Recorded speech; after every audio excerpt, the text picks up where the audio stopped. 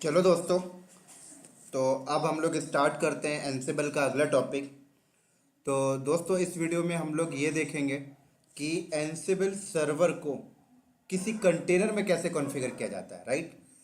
मतलब अभी तक हमारा जो एंसिबल सर्वर था, बोले तो एंसिबल कंट्रोलर जिसको आप मास्टर नोड बोलते हो, वो एक मशीन के अंदर चल रहा था, राइट।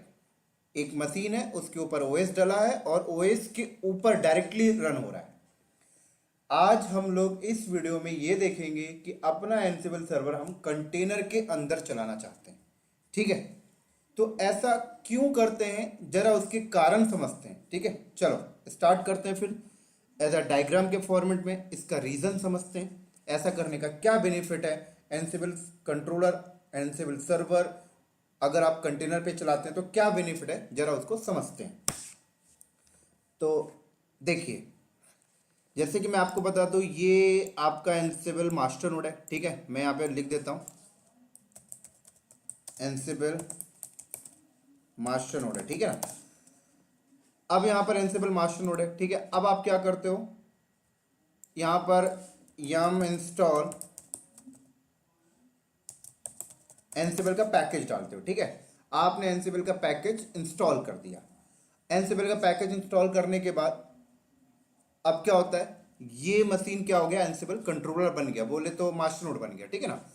अब आप क्या करते हो, यहाँ पे बैठकर आप प्ले बुक राइट करते हो और प्ले बुक राइट करने के बाद आपके पास कोई भी टारगेट वीएम होगा जिसको आप वर्कर नोड बोलते हो ना, वहां पे आप पुश कर देते हो। क्लियर,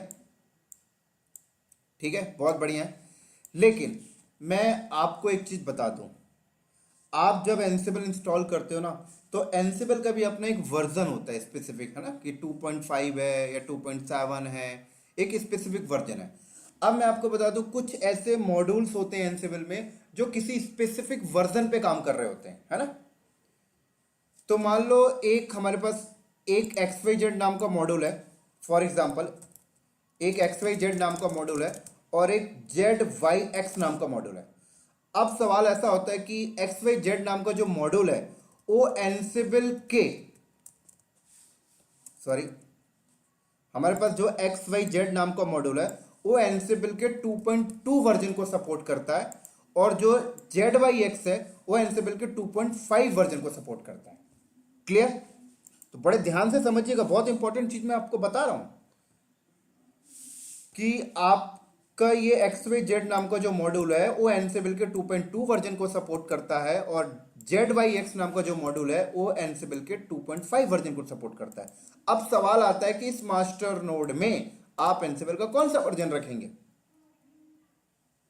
अगर आप एनसिबल के 2.2 वर्जन रखते हैं तो XYZ नाम का मॉड्यूल परफॉर्म तो कर जाता है, लेकिन ZYX नाम का मॉड्यूल नहीं चल रहा। फिर तो अगर आप अपग्रेड कर देते हैं, 2.5 कर देते हैं अपने एंसिबल का वर्जन, तो ZYX नाम का मॉड्यूल काम करना स्टार्ट कर देता है, लेकिन XYZ नाम का मॉड्यूल नहीं करता काम। क्लियर, तो अब इसका सोल्यूशन एक तो ये है कि आप एक एंसिबल मास्टर नोड बनाएं, XYZ एक एंसिबल मास्टर नोड बनाएं आप जिसमें एंसिबल का 2.2 इंस्टॉल करें। एक अलग से मास्टर नोड आप बनाएं जिसमें आप 2.5 इंस्टॉल करें और XYZ नाम के मॉड्यूल को वहां से रन करें और ZYX को वहां से रन करें। एक तो ये सोल्यूशन है। तो इस सोल्यूशन से प्रॉब्लम क्या है, रिसोर्सेस अननेसेसरी लग रहा है, अननेसेसरी रिसोर्सेस वेस्ट हो रहे हैं। तो सवाल उठ के आता है, यार एक काम करते हैं, क्या हम जिस तरीके से अपनी सारी एप्लीकेशंस को हम कंटेनर पे चला लेते हैं, तो क्या हम एंसिबल सर्वर को कंटेनर पे कॉन्फ़िगर नहीं कर सकते, सवाल आता है। तो दोस्तों, इसका आंसर है कि बिल्कुल आप कर सकते हैं, आप एंसिबल सर्वर को कंटेनर पे कॉन्फ़िगर कर सकते हैं, कोई प्रॉब्लम नहीं। तो यहां पर इसका सोल्यूशन क्या है, बेस्ट सोल्यूशन मैं आपको बता रहा हूं कि आप एक कंटेनर बनाएं, उस कंटेनर पे आप CentOS डालें या उबंटू डालें और उसके अंदर आप एंसिबल का 2.2 इंस्टॉल कर लें, है ना। एक और आप कंटेनर बनाएं साइड में, उस पर भी आप उबंटू डालें या CentOS डालें, उसमें आप एंसिबल का 2.5 इंस्टॉल कर लें। तो जो मॉड्यूल, बोले तो XYZ नाम का मॉड्यूल 2.2 को सपोर्ट करता है उसे हम इस वाले कंटेनर से रन कर लेंगे और जो 2.5 को सपोर्ट करता है उसे हम इस वाले कंटेनर से रन कर लेंगे। बेस्ट प्रैक्टिस है।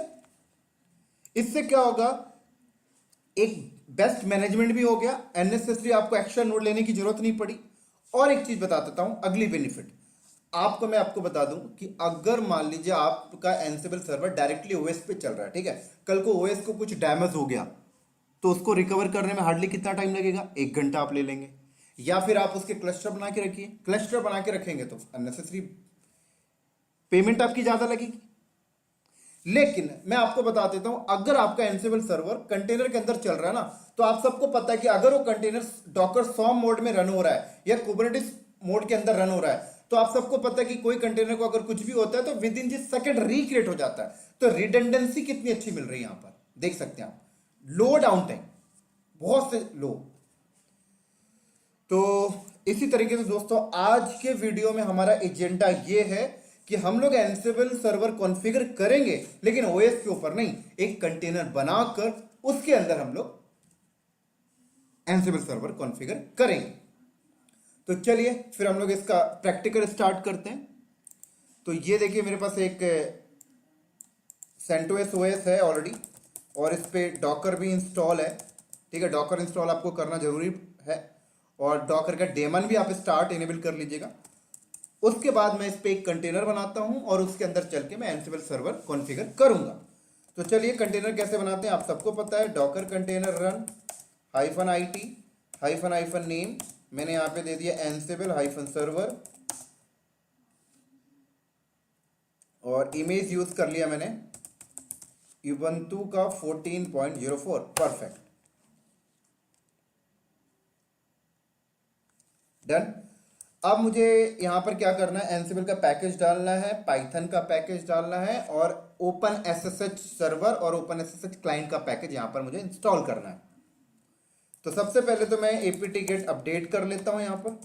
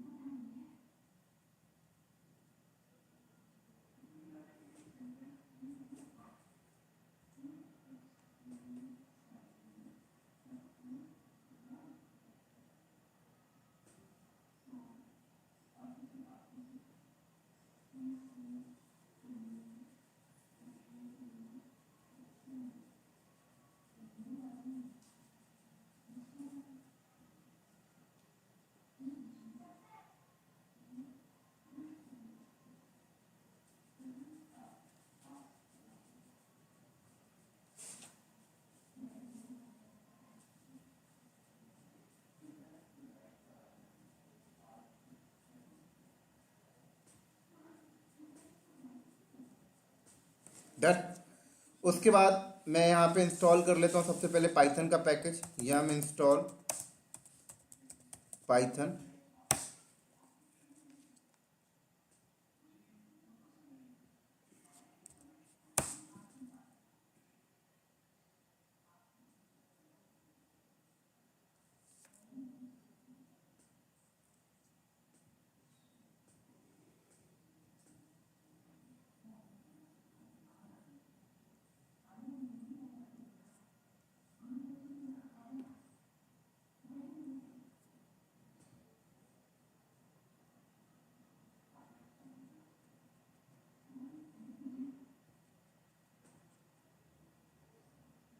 डन, पाइथन भी हो गया। उसके बाद मैं ओपन एसएसएच का पैकेज इंस्टॉल कर लेता हूँ, ओपन SSH-सर्वर।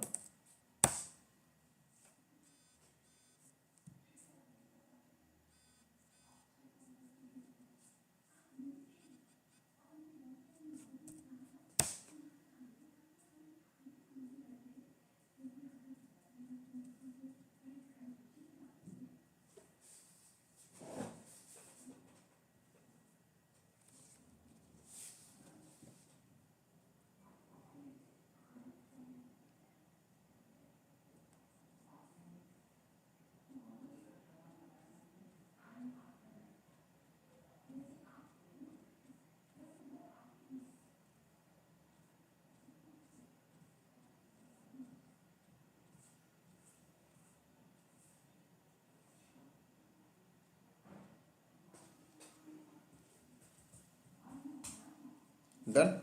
क्लाइंट भी इंस्टॉल कर लेते हैं हम लोग यहाँ पर।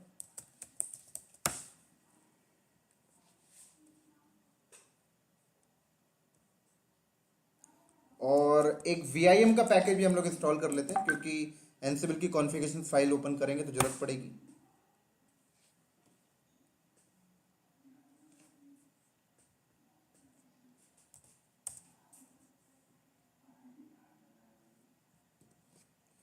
डन। अब हम लोग इंस्टॉल करते हैं एनसिबल का package. I think, do you want to continue? ये इंस्टॉल नहीं हुआ क्या VIM? एक बार दोबारा चलाता हूँ।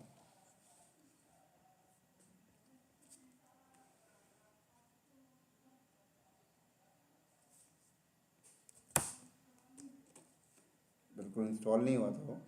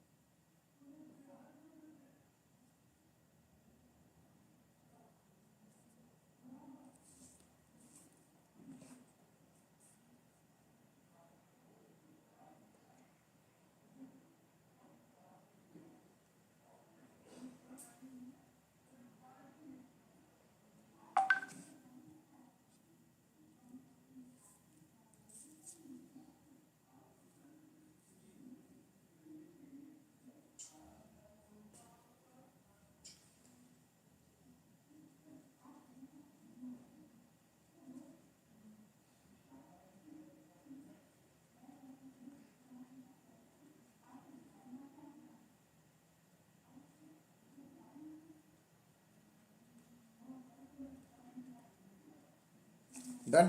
चलो, अब एनसिबल का पैकेज इंस्टॉल कर लेते हैं हम लोग। ये लो।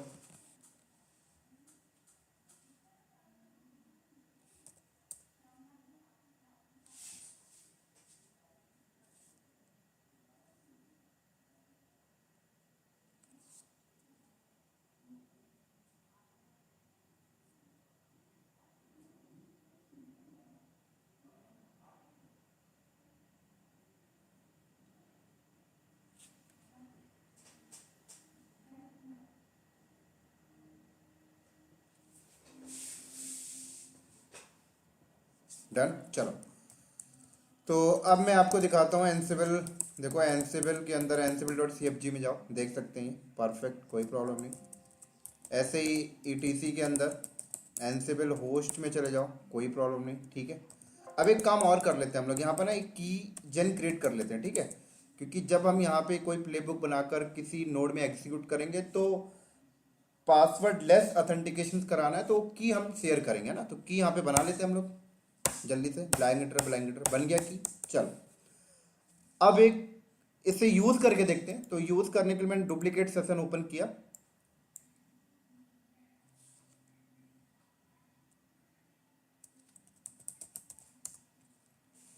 ठीक है। और यूज करने के लिए देखिए बेस मशीन है, तो बेस मशीन में एक अपाचे का पैकेज हम लोग इंस्टॉल करते हैं, ठीक है, इस एनसिबल कंट्रोलर से जो कंटेनर के ऊपर चल रहा है, ठीक है। तो इसकी आईपी देख लेते हैं पहले हम लोग।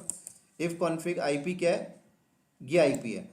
तो की को कॉपी करवा देते हैं, कॉपी ID -i root@192.168.1.5।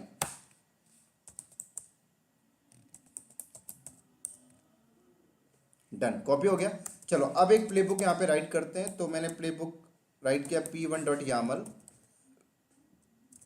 और मैंने यहाँ पे बता दिया simple host,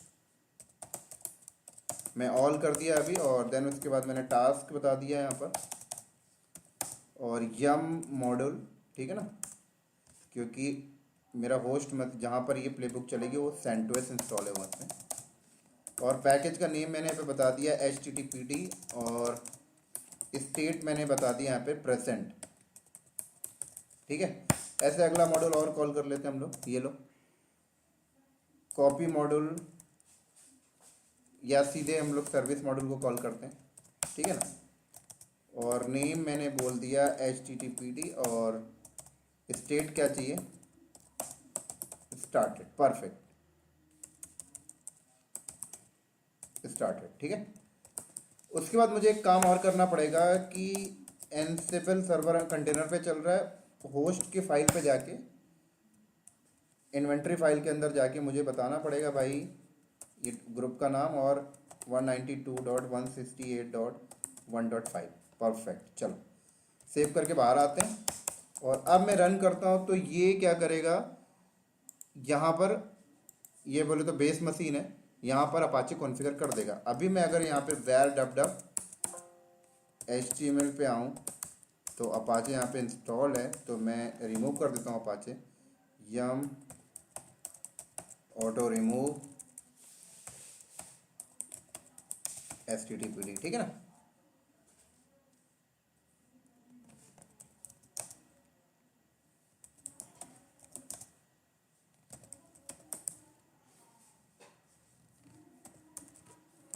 systemctl status httpd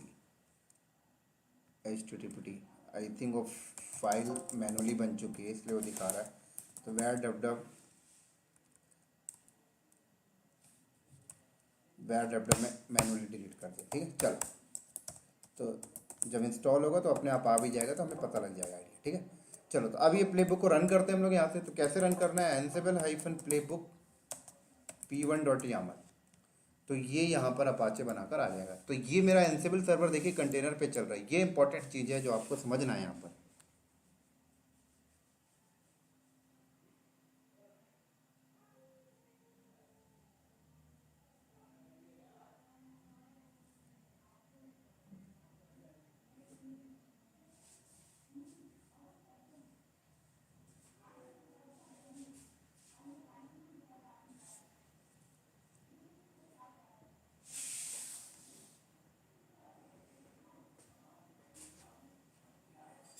देखिए यम पैकेज इंस्टॉल हो गया HTTPD का।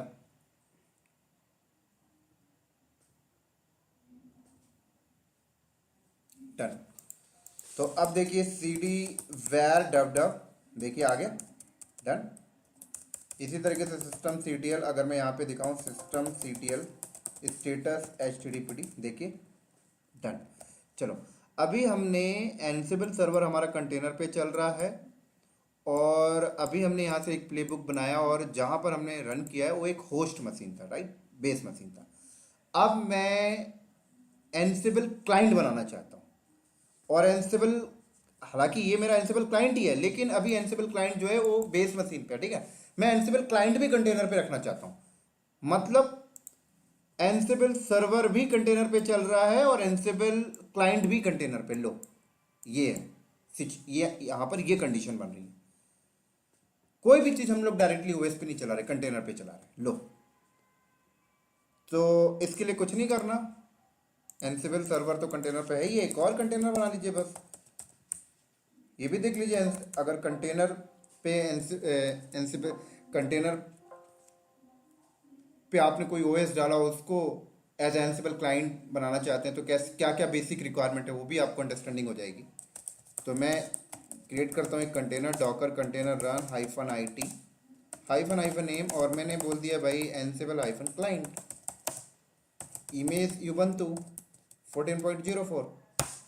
तो एक आइडिया सा आपको लग जाएगा कि अगर आपको बोला जाए कि यार इस कंटेनर पे टास्क पुश करना है एनसिबल सर्वर से, तो उस कंटेनर पे बेसिक रिक्वायरमेंट क्या होना चाहिए, क्या क्या इंस्टॉल होना चाहिए, वो मैं आपको अंडरस्टैंडिंग हो जाएगी इस टॉपिक के बाद।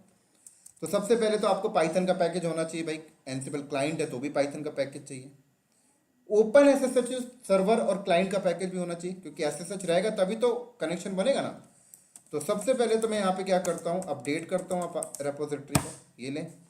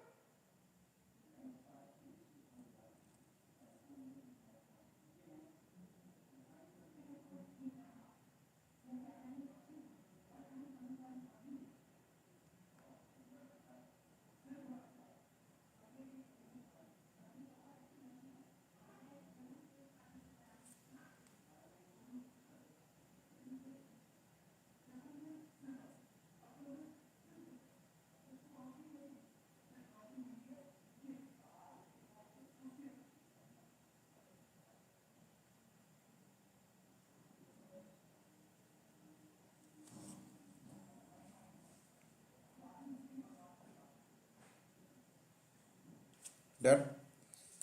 अब पाइथन का पैकेज पहले इंस्टॉल करते हैं, apt get install Python.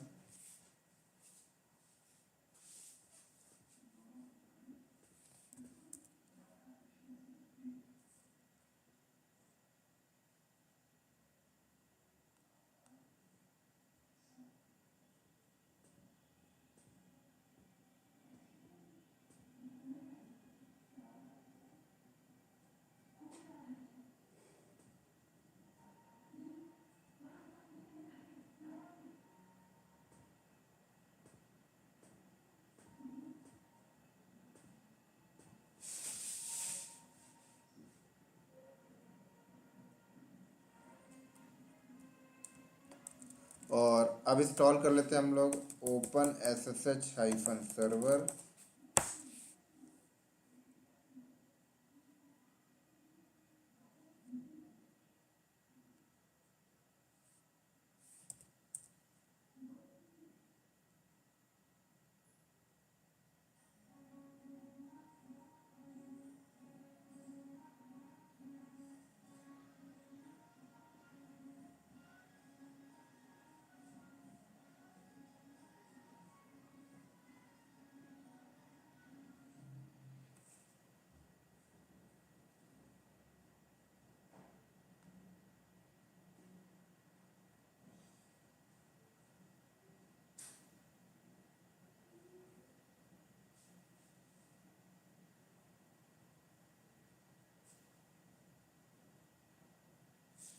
Done. Open SSH client.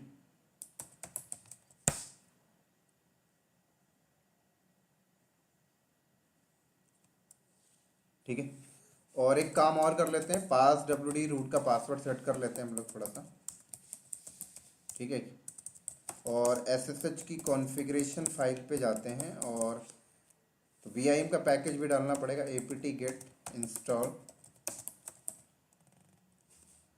और पासवर्ड मैं इसलिए सेट कर रहा हूँ क्योंकि ये एंसिबल कंट्रोलर जब कोई टास्क पुश करेगा तो यहाँ पर किसका ऑथेंटिकेशन यूज़ करना है वो तो चाहिए ना, इसलिए पासवर्ड सेट कर रहा हूँ।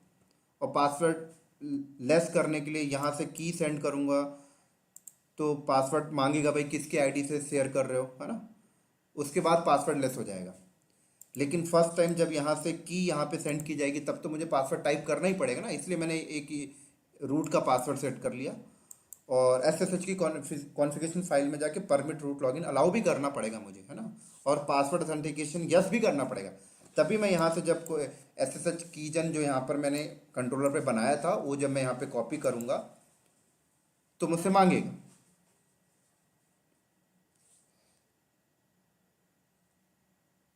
डन।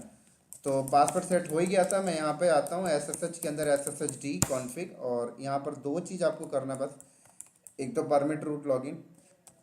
अगर आप ये चीज़ नहीं करोगे तो यहाँ से की सेंड करेंगे तो की एक्सेप्ट नहीं करेगी, क्योंकि की सेंड करते टाइम फर्स्ट टाइम किसी न किसी का आईडी पासवर्ड तो चाहिए ना।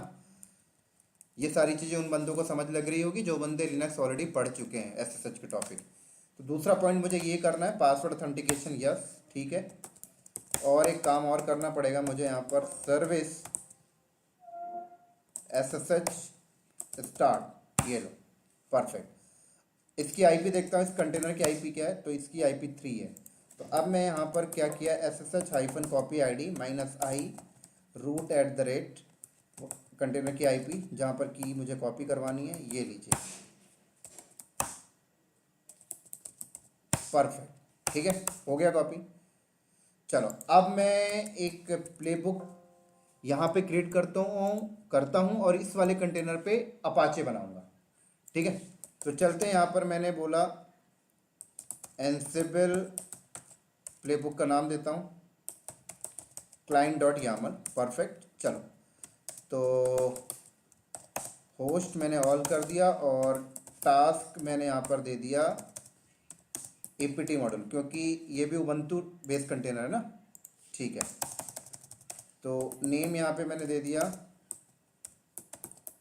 अपाचे 2, स्टेट मैंने दे दिया प्रेजेंट, ठीक है। और अगला मॉड्यूल मैंने यहाँ पर यूज़ कर लिया कॉपी, तो मैंने बोला टैम के अंदर src सोर्स, मैंने बोला टैम के अंदर एक सोर्स कोड नाम का फोल्डर है, उसके अंदर सोर्स कोड रखा हुआ है, जिसे कॉपी करा देना कहाँ पर, डेस्टिनेशन var ठीक है। उसके बाद तीसरा मॉड्यूल मैंने कॉल किया सर्विस, और नेम अपाचे 2, स्टेट क्या होना चाहिए, स्टार्टेड, परफेक्ट। चलो, तो एक काम करते हैं, टैम के अंदर जाते हैं और सोर्स कोड नाम का फोल्डर बनाते हैं पहले, और टैम के अंदर सोर्स कोड के अंदर जाके एक सोर्स कोड क्रिएट कर लेते हैं, जैसे वेलकम टू एनसिबल क्लाइंट, ठीक है, HTML, परफेक्ट। अब करते हैं प्लेबुक को, उससे पहले हम ETC एनसिबल के अंदर जाते हैं, होस्ट के अंदर जाकर टारगेट पॉइंट क्या है, कंटेनर है, तो कंटेनर की IP लिख देता हूँ 172.17.0.3 है ना, ये कंटेनर पे हमें पुश करवाना है ना, ठीक है। सेव करके बाहर आया, और प्लेबुक कहाँ रखा है वहाँ चला मैंने, ये प्लेबुक है मेरा एनसिबल क्लाइंट डॉट यामल, और अब इसको मैं रन करता हूँ एनसिबल क्लाइंट डॉट यामल, तो ये जाएगा। अभी जो मैंने कंटेनर बनाया जिसको हम लोग एज एनसिबल क्लाइंट ट्रीट कर रहे हैं, तो इसने एक एरर दे दिया और आपसे कह रहा है please install Python APT package. तो ये एक इम्पॉर्टेंट चीज़ है, ये जो कंटेनर है जिसको हम एज एनसिबल क्लाइंट ट्रीट कर रहे हैं, तो कह रहे हैं यहाँ पर पाइथन APT पैकेज यहाँ पे इंस्टॉल करिए, तो वो हमें करना पड़ेगा। उसके लिए कुछ नहीं, हम इंस्टॉल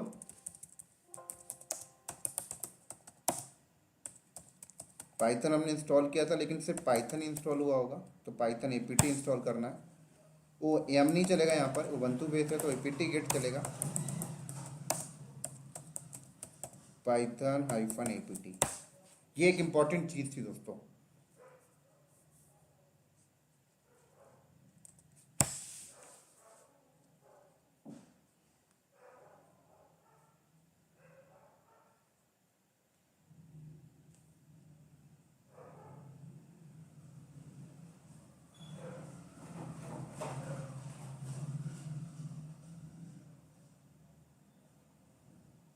डन, अब रन करिए।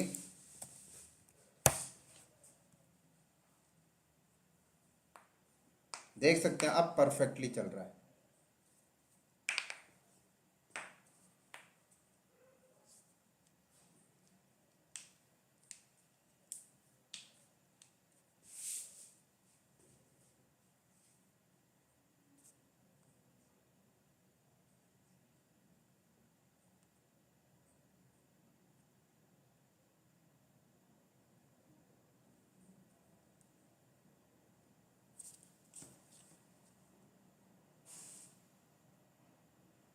Done, clear.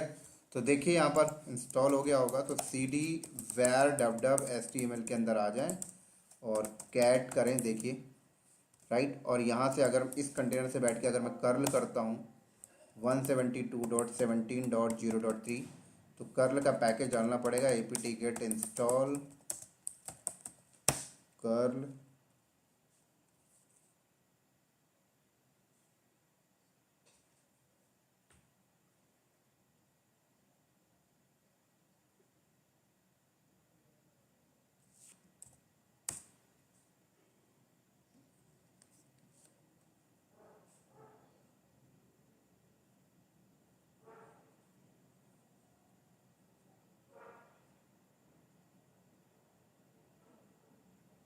डन।